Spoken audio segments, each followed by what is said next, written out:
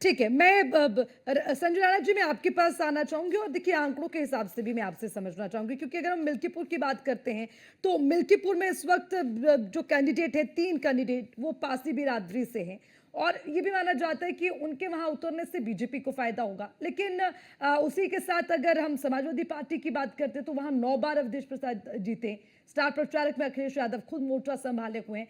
तो इस तरह के समीकरण और मौजूदा स्थिति को देखते हुए मिल्कीपुर की सीट पर आप क्या समझते हैं, मतलब किसकी जीत होगी, क्या लग रहा है किसकी तरफ हो आज जो पलड़ा है वो भारी होगा?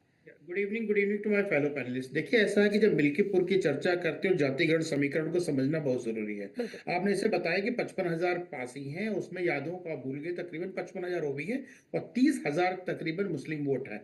और जब हम बात करते हैं सवर्णों की तो 60,000 वहाँ पे ब्राह्मण है, 25,000 हमारे राजपूत भाई हैं और 24,000 के 25,000 पास कुर्मी हैं और जी। कुछ चौरसिया 20,000 चौरसिया वोटर्स हैं।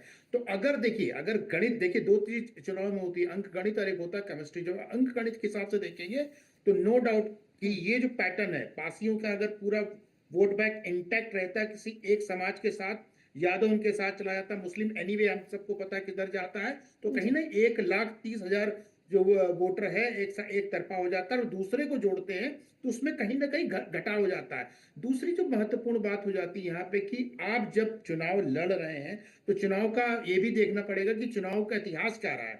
1969 के बाद से 91 में जीते तो 2017 में ही चुनाव जीते थे भारतीय जनता पार्टी। उसके पहले जनसंघ हुआ जी। करती थी 1969 में। उसके बाद समाजवादी हो या कांग्रेस हो, इनका राज रहा है।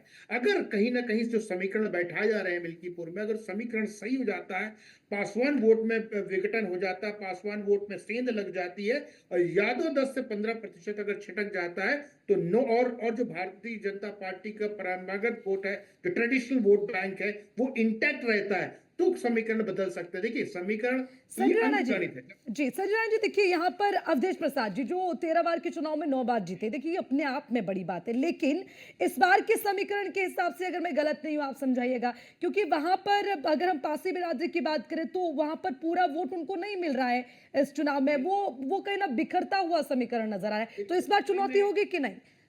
वही मैं बोल रहा था, एक होता अंक गणित जो मैंने आपको बताया। अब हाँ आते हाँ। हैं जो होता है जिसको केमिस्ट्री बोलते हैं।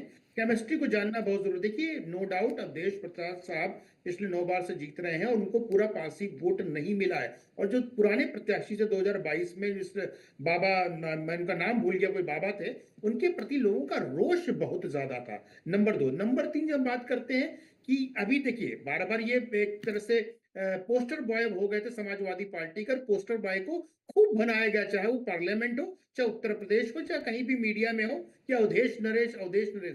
यहाँ पे अभी अवधेश नरेश की जो छवि है, अवधेश नरेश की जो अवगाड़ना है, अवधेश नरेश की जो इमेज है, उसको संभालना बड़ा मुश्किल होगा। अवधेश नरेश के लिए समय कांटो भरा रहा है। अगर वो हारते हैं तो एक विधानसभा नहीं, देखिए विधान चुनाव में हार जीत लगी रहती है, लेकिन जो पोस्टर बॉय बने घूम रहे थे पार्लियामेंट में समाजवादी के, तो उस पर एक बहुत बड़ा डेंट हो जाएगा और उस डेंट को करने के लिए भारतीय जनता पार्टी कहीं ना कहीं प्रयत्नशील है। तो मैं बोल रहा, अगर पासी वोट कटते हैं, जैसे 3 कैंडिडेट पासी हैं, जी। उसमें से डेंट होता है, यादव वोट कटते हैं, तो हम्म। समीकरण बिल्कुल बदल जाएगा। और जहां तक योगी जी की बात हो रही थी, देखिए योगी जी हिंदुत्व की राजनीति करते हैं, भारतीय जनता पार्टी सनातन की राजनीति करती है। वो कहीं ना कहीं अपने वोट बैंक को इंटैक्ट करने की कोशिश करेंगे। तो जो पासी हो, चाहे यादव हो या ब्राह्मण हो या छत्री कुर्मी, जो भी जाति के हम लोग हैं, वो सब हिंदू हैं। तो जितना भी समावेश एक तरफा होता होगा, उतना भारतीय जनता तो पार्टी संजय को जी फायदा इसको होगा। धर्म अंक अधर्म की गणित लड़ाई मान सकते हैं क्या, धर्म अधर्म की लड़ाई?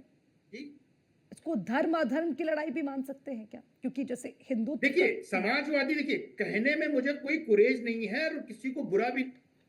समाजवादी जिस तरह से हिंदू और सनातन विरोधी काम करती है, सनातन विरोधी स्टेटमेंट आते हैं, उसको देखते लगता है कि भाई आप कहीं ना कहीं एक वर्ग, एक धर्म, एक विशेष समुदाय को खुश करने की बात कर रहे हो।